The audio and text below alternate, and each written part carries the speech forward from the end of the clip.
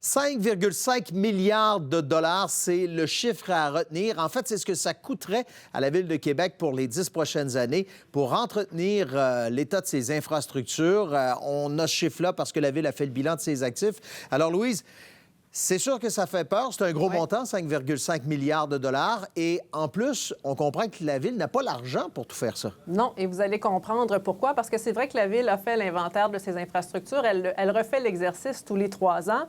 Et le compte est quand même plutôt bon, Bruno, parce que ce qu'on constate, c'est que 80 ou à peu près 80 des infrastructures, l'État est jugé plutôt satisfaisant selon les données de la Ville. Et ça veut dire qu'on est plutôt en bonne posture.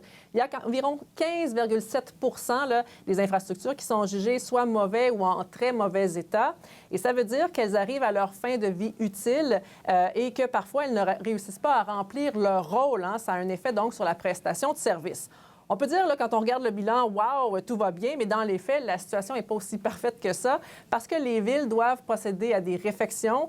On parle ici soit de faire du rattrapage dans le cas des infrastructures qui sont plus maganées, si vous me permettez l'expression, et aussi pour maintenir les actifs là, qui sont plutôt bonnes en ce moment, mais qui pourraient se dégrader dans les prochaines années. Si bien qu'au cours des 10 prochaines années, elles devraient investir 5,5 milliards de dollars.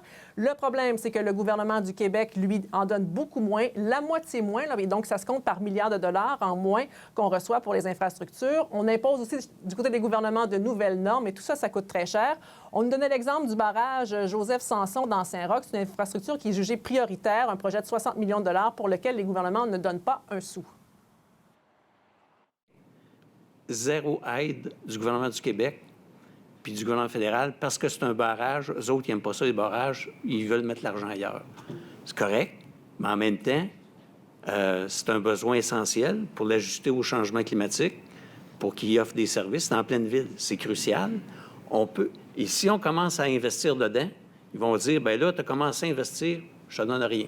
Bon, et Louise, on comprend par cette présentation que l'administration, le maire, entre autres, veulent mettre de la pression pour faire entendre raison au gouvernement. Oui, avec 5,5 milliards d'investissements pour les 10 prochaines années, ça voudrait dire que chaque année, la Ville doit investir 550 millions de dollars, mais dans les faits, elle pourrait juste donner 200 millions de dollars. Alors, vous voyez, l'écart, il est important. Le problème, c'est que du côté du gouvernement du Québec, les programmes ne sont pas ajustés. C'est souvent pour des nouveaux projets, pas de la réfection. Alors, la Ville voudrait avoir un peu plus d'agilité de la part du gouvernement pour aller de l'avant. L'idéal, ça serait qu'on ait un gouvernement du Québec et du Canada qui dise « OK, on a un problème. » On s'assoit, quelle solution on trouve?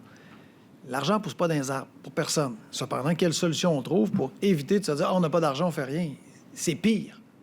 On n'a pas d'argent, on ne fait rien, donc on va s'appauvrir encore plus de nos infrastructures encore plus vétustes qui vont nous coûter encore plus cher.